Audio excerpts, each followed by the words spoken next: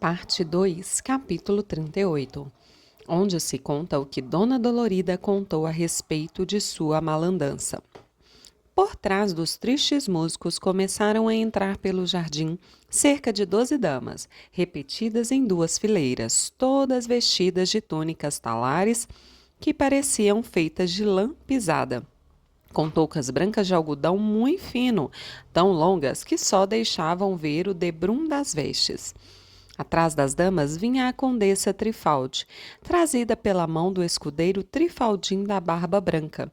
Seu vestido era de finíssima e negra baeta sem frisar, a qual, se frisada fosse, descobriria cada grão do tamanho de um grão de bico dos grandes. A cauda, ou falda, ou como o quiserem chamar, era de 3 pontas, sustentadas nas mãos de 3 pajens, igualmente trajados de luto, formando 3 ângulos agudos numa vistosa figura matemática. Vendo aquela falda dividida em 3, entenderam todos o porquê do nome da condessa Trifaldi, que é como se dissesse condessa das 3 faldas. Benengeli confirma e acrescenta que, por nome próprio, chamava-se ela Condessa Lobuna, porquanto em seu condado se criavam muitos lobos, em em vez de lobos fossem raposas, chamar-se-ia Condessa Raposuna, por ser costume naquela terra tornarem os senhores seus nomes da coisa ou das coisas abundantes em seus estados. Essa condessa, porém, em honra da novidade de sua falda, deixou o nome de Lobuna e tomou o de Trifaldi. Vinham as 12 damas e a senhora em passo de procissão, cobertos os rostos de véus negros, não transparentes como o de Trifaldim, mas todos espessos, que nada deixavam entrever. Assim que surgiu o séquito damesco, puseram-se de pé o duque, a duquesa, Don Quixote e todos quantos assistiam ao vagaroso desfile. Pararam as 12 damas, deixando entre as alas um corredor, pelo qual prosseguiu a Dolorida, sem que Trifaldim lhe deixasse a mão. Vendo isso, o duque, a duquesa e Don Quixote avançaram cerca de 12 passos para recebê-la.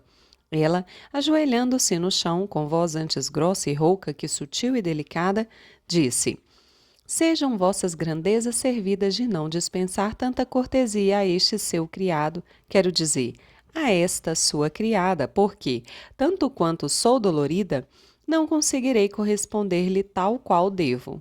Minha estranha e jamais vista desdita levou-me o entendimento para não sei onde, e deve ser para muito longe, pois quanto mais o procuro, menos o encontro. Sem ele estaria, senhora condessa, respondeu o duque, quem não descobrisse por vossa pessoa vosso valor, o qual, sem mais ver, é merecedor de toda a nata da cortesia e de toda a flor das polidas cerimônias. E, levantando-a pela mão, levou-a a sentar-se numa cadeira junto à duquesa, que igualmente a recebeu com muita amabilidade. Ficou Don Quixote calado, enquanto Sancho morria por ver o rosto da Trifaldi e de alguma de suas muitas damas. Mas isso não foi possível enquanto elas próprias não se quiseram descobrir. Sossegados todos e em silêncio esperavam quem o haveria de romper. E esse alguém foi Dona Dolorida com estas palavras: Confiada estou, Senhor poderosíssimo, formosíssima Senhora e discretíssimos circunstantes, em que a minha aflicioníssima há de encontrar em vossos valorosíssimos peitos acolhimento, não menos plácido que generoso e dolorido, pois ela é tal que basta para enternecer os mármores, abrandar os diamantes e derreter os aços dos mais endurecidos corações do mundo. Antes, porém, que chegue à praça de vossos ouvidos, para não dizer de vossas orelhas, quisera que me fizessem saber se encontra neste grêmio, círculo e companhia, o acendradíssimo cavaleiro Don Quixote de la Manchíssima e seu escudeiríssimo Pança. O Pança, disse Sancho, antes que outro respondesse, aqui está, juntamente com o Dom Quixotíssimo, portanto, Doníssima, Doloridíssima, podeis dizer o que quiserdíssimos, pois que todos estamos prontos e aparelhadíssimos para ser vossos servidoríssimos. Nisto levantou-se Don Quixote e dirigiu-se à dolorida dama. Falou: Se as vossas coitas Angustiada, senhora, se pode prometer alguma esperança de remédio por algum valor ou forças de algum cavaleiro andante? Aqui estão as minhas, que, embora fracas e curtas, empregar-se-ão todas em vosso serviço. Sou Don Quixote de la Mancha, cujo ofício é acudir a toda espécie de necessitados. Sendo assim, como realmente é, não haveis mister, senhora, de suscitar benevolências ou inventar preâmbulos. Antes, de modo singelo e sem rodeios, dizei vossos males, ouvidos vos escutam, que saberão, se não remediá-los, pelo menos condoer-se deles. Ouvindo-o, a dolorida dama fez menção de querer arrojar-se aos pés de Don Quixote, o que acabou fazendo, enquanto dizia, ao mesmo tempo em que lutava por abraçá-los. Ante esses pés e pernas me arrojo, ó cavaleiro invicto, por serem eles as bases e colunas da cavalaria andante. Quero beijar esses pés de cujos passos pende e depende todo o remédio de minha desgraça, ó valoroso andante, cujas verazes façanhas deixam para trás e obscurecem as fabulosas dos amadizes, esplandiães e belianizes. Deixando Don Quixote, voltou-se para Sancho Pança e, tomando-lhe das mãos, disse-lhe: Ó, tu, o mais leal escudeiro que jamais serviu a cavaleiro andante nos passados e presentes séculos, maior na bondade que a barba de meu acompanhante Trifaldim, aqui presente. Bem podes orgulhar-te, pois, servindo ao grande Don Quixote, de certo modo, serves a toda a caterva de cavaleiros que o mundo pegaram em armas. Conjuro-te, pelo que deves a tua bondade fidelíssima, sejas meu bom intercessor junto a teu amo, para que logo favoreça essa humilíssima e desditosíssima condessa. Ao que Sancho respondeu: Que seja minha bondade, senhora minha, tão ampla e extensa como a barba de vosso escudeiro. Pouco se me dá. Barbuda e bigoduda, tenha eu minha alma quando partir desta terra, pois isso é o que importa. As barbas deste mundo pouco ou nada valem para mim. Independente dessas adulações e súplicas, porém, rogarei a meu amo, pois sei que me quer bem, ainda mais agora que precisa de mim para um certo negócio, que favoreça e ajude vossa mercê em tudo quanto puder. Tire do baú sua aflição, conte-a para nós e deixe estar, que todos nós havemos de entender. Rebentavam de rir com essas coisas os duques e todos os que haviam tomado o pulso da aventura e louvavam entre si a agudeza e dissimulação de Trifaldim, que, tornando a sentar-se, disse: Do famoso reino de Candaia, cito entre a grande Taprobana e o mar do sul, 2 léguas além do cabo Comorim. Foi senhora a rainha Dona Magúncia, viúva do rei Arquipela, seu senhor e marido, de cujo matrimônio tiveram e procriaram a infanta Antonomásia, herdeira do reino. A dita Antonomásia criou-se e cresceu sob minha tutela e orientação, por ser eu a mais antiga e principal dama de sua mãe. Sucedeu, pois, que, indo e vindo os dias, a menina Antonomásia chegou à idade de 14 anos, com tão grande perfeição de formosura que mais bela não a poderia tornar a natureza. E quem diz que seu bom senso era pouco? Tão sensata era quanto bela, e era a mais bela do mundo. E é ainda, se já os fados invejosos e as parcas empedernidas não lhe cortaram o fio da vida. Mas não devem tê-lo feito, pois não hão de permitir os céus que tanto mal se faça à terra, pois seria o mesmo que podar, ainda verde, o racemo da mais formosa videira. Desta formosura que minha torpe língua não sabe encarecer como se deve, enamorou-se infinito número de príncipes, tanto locais como estrangeiros. Juntamente com eles, ousou erguer os pensamentos até o céu de tanta beleza um simples cavaleiro que se encontrava na corte, confiado em sua mocidade e bizarria, e em suas muitas habilidades e dons, facilidade e felicidade de engenho. Pois fiquem sabendo vossas grandezas, se este caso não lhes causa enfado, que tocava guitarra a ponto de fazê-la falar. Ademais, era poeta, grande bailarino e sabia fazer gaiolas de pássaros com tal perfeição que só com isso poderia ganhar a vida, se visse em extrema necessidade. Se tais predicados e habilidades já seriam bastantes para jogar por terra uma montanha que não fariam a uma delicada donzela, contudo, toda a sua gentileza, todo o seu donaire, todas as suas graças e habilidades, tudo isso teria sido de pouco ou nenhum valor para render a fortaleza de minha querida menina, se o ladrão descarado não usasse do artifício de conquistar-me primeiro. O desalmado vagabundo e malandrim procurou antes granjear-me à vontade e seduzir-me o gosto, para que eu, como mau alcaide, lhe entregasse as chaves da fortaleza que guardava comigo. Em suma, adulou-me o entendimento e dominou-me a vontade com não sei quais anéisinhos e brincos que me deu.